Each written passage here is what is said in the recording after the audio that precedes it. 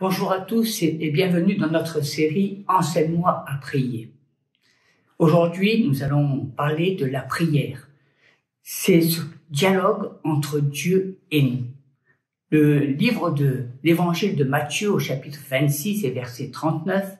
« Puis, ayant fait quelques pas en avant, il se jeta sur sa face et pria ainsi. « Mon Père, s'il est possible que cette coupe s'éloigne de moi. Toutefois, non pas ce que je veux, mais ce que tu veux. » Dans le livre de la Genèse, au chapitre 32, verset 22, il se leva la même nuit, prit ses 2 femmes, ses 2 servantes et ses 11 enfants et passa le gué de Jabok. Et les prit, leur fit passer le torrent et le fit passer à tout ce qui lui appartenait. Jacob demeura seul. Alors un homme lutta avec lui jusqu'au lever de l'aurore. Voyant qu'il ne pouvait le vaincre, cet homme le frappa à l'emboîture de la hanche. Et l'emboîture de la hanche de Jacob se démit pendant qu'il luttait avec lui. Il dit « Laisse-moi aller, car l'aurore se lève. » Et Jacob répondit « Je ne te laisserai point aller que tu ne m'aies béni. » La prière, c'est ce dialogue entre Dieu et nous.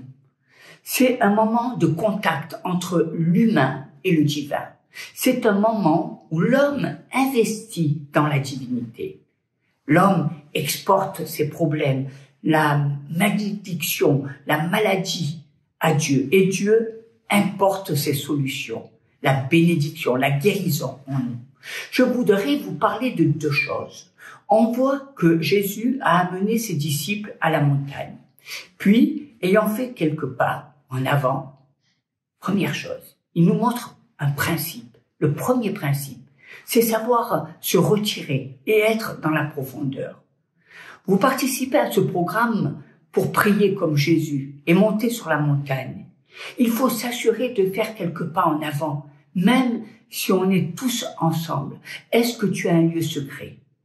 Un côté où tu te retires. Tu es en famille, mais tu as conscience de Dieu. Tu sais que les apôtres sont là, mais tu te retires un peu. Quand tu te retires sans le vouloir, tu deviens profond, tu plonges dans la profondeur de Dieu. C'est là que Dieu change tes faiblesses en force. Tu les exposes à Dieu. Dieu sait te donner la mission adéquate pour ta mission. La profondeur étend les limites. Tu peux devenir ce que tu n'étais pas. Quand les sacrificateurs entrent dans l'autel, ils ne sont pas en gros groupe. Ils exercent leur service individuellement. Toi qui cherches Dieu, prends le temps de te retirer. Quand Dieu t'attend dans un lieu secret, il investit une force en toi. Le deuxième principe, c'est la ferveur et la rage. Quand on voit Jacob, on voit qu'il s'est retiré, mais il avait une rage intérieure. Élie ne voyait pas la pluie et la Bible nous dit il a prié Dieu avec instance, ce qui veut dire avec ferveur, pour canaliser la direction de la prière. Il faut de la ferveur. Le dictionnaire nous dit que la ferveur est une émotion vive, une ardeur. Ça ne vient pas du voisin, ça ne vient pas du son du clavier, ça ne dépend pas de l'onction du chantre. Élie n'avait pas une personne avec lui ou un chantre avec lui. J'aimerais te conduire dans un autre niveau de la prière. La dimension où la prière est une communion, une relation, une respiration de l'esprit qui lui donne de la force pour grandir. L'évangile de Matthieu, au chapitre 14, verset 23. Quand il l'eut renvoyé, il monta sur la montagne pour prier à l'écart. Et comme le soir était venu, il était là seul. La deuxième dimension où tu deviens un instrument qu'on utilise pour changer une situation. Dans le livre des Colossiens, au chapitre 4, verset 12. Épaphras, qui est des vôtres, vous salue, serviteur de Jésus-Christ. Il ne cesse de combattre pour vous dans ses prières, afin que, parfait et pleinement persuadé, vous persistiez dans une entière soumission à la volonté de Dieu. La prière est comme une arme. La prière pour la résolution d'un problème, pour tuer l'ennemi, mais faite dans l'intimité de Dieu. Il faut donc le premier type, avec le deuxième. Le premier, c'est celle qui est faite avec le cœur pour voir des résultats. Cependant, pour avoir des résultats, il faut de l'humilité et de la persévérance. Bien-aimés, ne vous appuyez pas sur vos acquis en vous disant « j'ai déjà fait ceci ou cela ». Ce n'est pas votre diplôme, vos victoires passées le plus important, c'est votre prière. Il faut l'humilité. J'aimerais vous dire une chose. Vos genoux peuvent vous amener là où vos diplômes ne peuvent pas vous mener. Même le président de la République, certains problèmes ne nécessitent pas l'intelligence, la richesse, mais la voie de la prière. Que Dieu vous donne l'humilité de cœur. Vous vous rappelez d'Anne? Elle n'a pas tenu compte du fait que son mari avait une bonne position sociale et un homme riche. Elle voulait un enfant. Elle a poussé des cris à l'Éternel.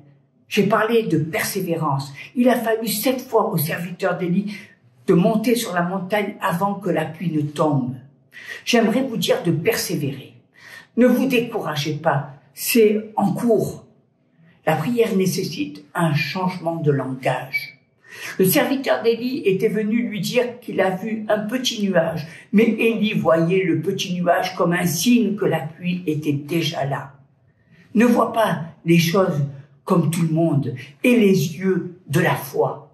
Élie et son serviteur n'avaient pas le même langage, la même vision. Le serviteur d'Élie voyait un blocage, mais Élie voyait la possibilité et une vision différente. J'aimerais te dire que Dieu entend tes prières. Pour faire une prière, il faut un grand fardeau. Manger et boire, c'est la satisfaction du corps. Quel est le fardeau qui pèse sur ton cœur? Qu'est-ce qui te pousse à prier? Parfois, on sait qu'il y a un problème, mais on n'a pas le fardeau dans notre cœur, donc rien ne change. Le fardeau, c'est ce qui te pousse. Celui qui a des fardeaux engendre des miracles. Présente à Dieu tes fardeaux. Jésus voulait sauver l'homme. Certains fardeaux viennent de Dieu, mais d'autres des personnes dans votre entourage. Qu'est-ce qui t'a fait mal au cœur? Qu'est-ce qui te pousse à crier? L'atmosphère de Dieu est là. Dieu va amener l'accélération. Ce qui n'est pas facile, c'est de trouver une armée de personnes qui prient. Le but de cet instant est d'avoir une armée de soldats de la prière. Il faut passer de la théorie à la pratique. Que Dieu te repositionne. Certaines personnes s'enfoncent dans les pleurs quand d'autres s'enfoncent dans la prière, dans les mêmes circonstances.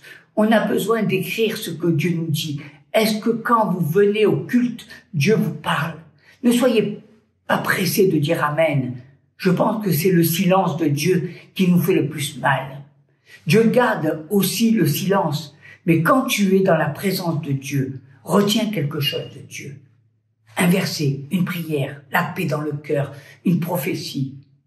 Un homme de prière voit les effets de sa prière. Prions et voyons les résultats. Il faut dire Seigneur, je ne te lâcherai pas, je ne te laisserai pas partir. Il faut prier en esprit. Laisse le Saint-Esprit. Utilise ta bouche pour prier. La prière en esprit résout ton problème. Dieu a besoin de pasteurs, d'enseignants, de prophètes. On prie trop pour nous seulement. Mais il faut dire, Seigneur, donne-moi d'enfanter des enfants pour qu'ils te servent. Seigneur, donne-moi une entreprise et je te donnerai du travail aux enfants de Dieu.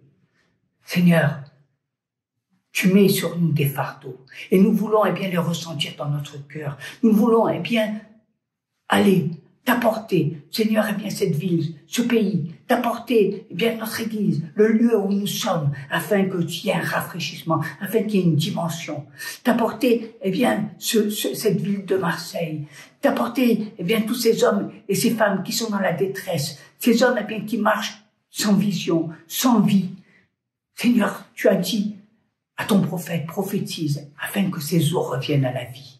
Et Seigneur, nous t'apportons ce fardeau, te demandons d'amener une multitude de personnes à la connaissance de ta parole. Nous te demandons de toucher toutes ces âmes, d'aller, là où nous allons, tu seras avec nous, afin que tu agisses puissamment. Seigneur, touche cette ville.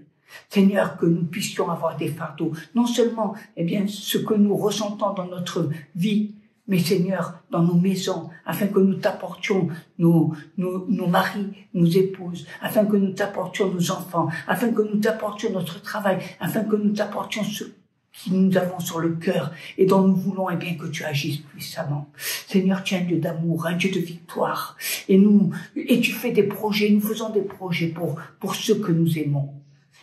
Nous voulons manifester, nous voulons être, bien, comme Jacob, te dire, nous ne te laisserons pas tant que tu ne nous auras pas bénis.